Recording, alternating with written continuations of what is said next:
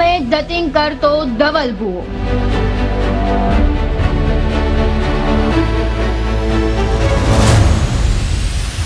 મામા સરકારનું નામ વટાવી પૈસા બનાવ્યા।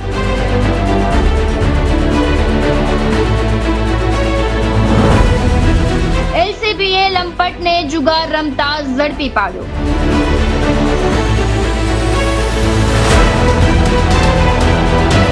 ધવલ ભુવાની લીલાનો અંત આવ્યો।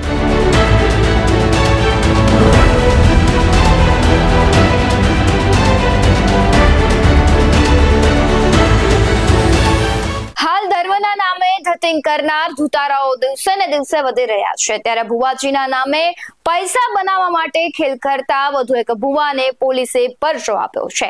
કમાડિયાના સરકાર નામે ઓળખાતા ધવલ ભુવાની રાજકોટ એલસીબીએ ધરપકડ કરી છે। નમસ્કાર, આપની સાથે હું ભગવતી વિશાવડિયા। ગત મોડી રાત્રે બહુ ચર્ચિત ધવલ ભુવાને પોલીસે નસીબ અજમાવતા પકડી પાડ્યા છે। લંપટ ભુવાની કાળી કરતૂત સામે આવતા હાલ તે ચર્ચાનો વિષય બન્યા છે।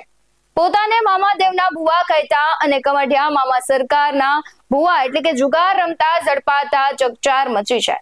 રાજકોટ એલસીબીએ 17,35,000 ના મુદ્દામાલ સાથે તેમને ઝડપીને કાર્યવાહી હાથ ધરી છે।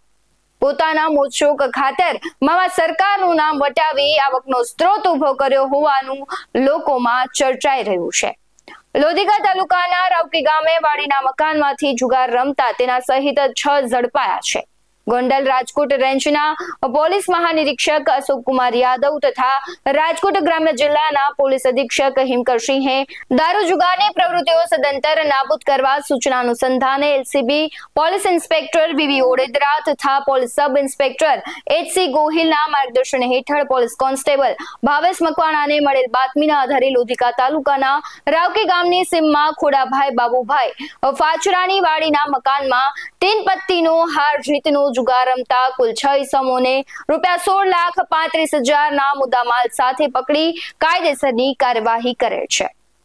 નસીબ અજમાવતા ધવલ ભુવા સહિત 6 ઝડપાયા છે, ત્યારે પ્રશ્ન થાય કે આખા ગામને સમસ્યાનું સમાધાન આપતા ધવલ ભુવા પોતાનું ભવિષ્ય કેમ જોઈ ન શક્યા? નસીબના પત્તાની રમતમાં કેમ ભુવાજી જીત્યા નહીં? કારણ કે તે પોતાના દરબારમાં હંમેશા દુખિયાના દુઃખ દૂર કરવાના દાવાઓ કરે છે। ખેર આ એક જ ઘટના નહીં, પરંતુ આની પહેલા પણ ધવલ ભુવા વિશે એક છોકરીએ આક્ષેપ કર્યા હતા। મામાદેવ સાથે તેનો સંપર્ક જાણે સીધો હોય તેવી વાતો કરતા ધવલ ભુવા હાલ તો મોટી મુસીબતમાં મુકાયા છે। ઝુગટું ખેલતા તેને લોકઅપના દર્શન કરવા પડ્યા છે।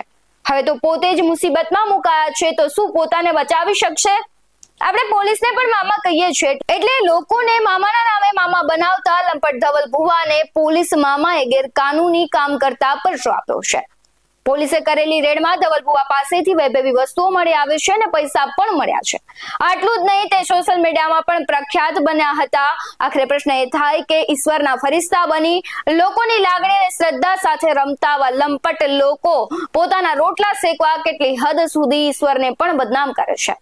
જો તમારા વિસ્તારમાં પણ આવી અંધશ્રદ્ધા ફેલાવનાર લોકો છે તો અમને જરૂરથી જણાવજો, અને આવી ઘટનાઓ વિશે તમારું શું કહેવું છે કમેન્ટ કરી જરૂરથી જણાવવા વિનંતી। તમે અમારી ચેનલને યુટ્યુબમાં સબસ્ક્રાઇબ કરી શકો છો અને ફેસબુક અને ઇન્સ્ટાગ્રામ પર અમને ફોલો કરી શકો છો। બાકી નવી અપડેટ્સ માટે તમે જોતા રહો BS9 TV ન્યૂઝ। નમસ્કાર।